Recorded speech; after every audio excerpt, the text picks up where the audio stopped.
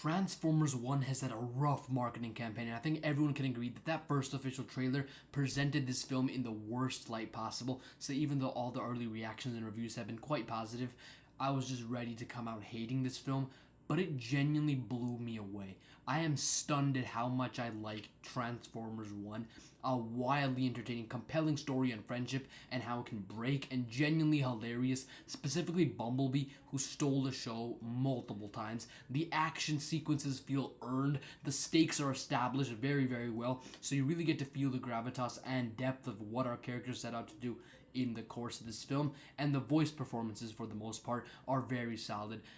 Brian Tyree Henry, who plays Megatron or D16 in this movie, is great because you really got to see the character arc in his voice. I can't fully explain that, but his voice gets deeper and more menacing as the film progresses, as of course he gets more and more evil. Or some actions in this movie were actually justified, if I'm being honest. Maybe that's saying something about me, but some of the things that him and Optimus Prime disagreed on, I kind of sided with Megatron. Just saying, I don't know, maybe that's saying something about me.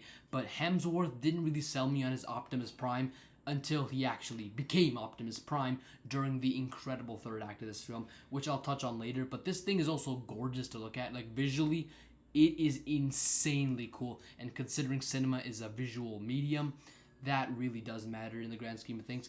The first half of this film is definitely the weakest, but it does a solid job at laying the groundwork for the rest of the story.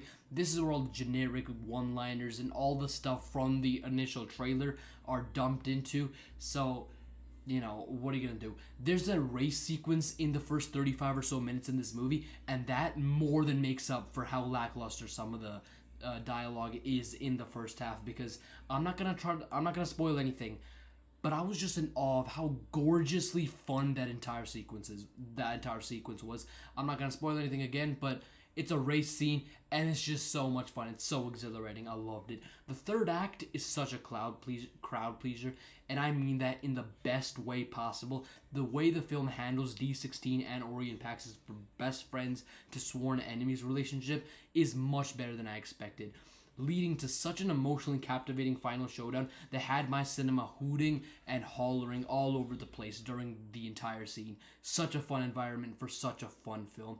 I didn't know anything about Scarlett Johansson's character Alita going in, and now that I've seen these fun supporting characters, like this version of Bumblebee is very different from where we've seen him before, because it's obviously like a prequel, though technically not tying into the Bayformers films.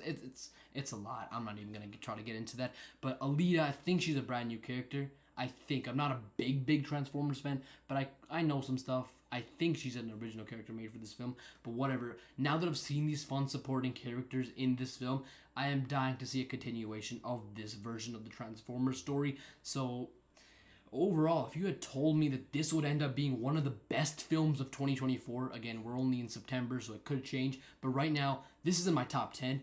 If you told me that in April, I would have laughed, but here we are.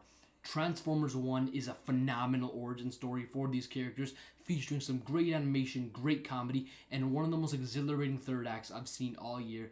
The surprise of 2024. I'm going to give this a 4.5 out of 5. I loved it that much.